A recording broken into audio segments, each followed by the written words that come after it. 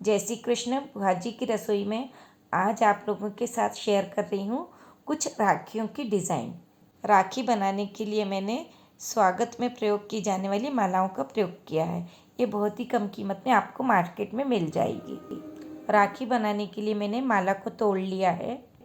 साथ ही हमको चाहिए डोरी, फेविक्विक, टूथपिक और कैंची।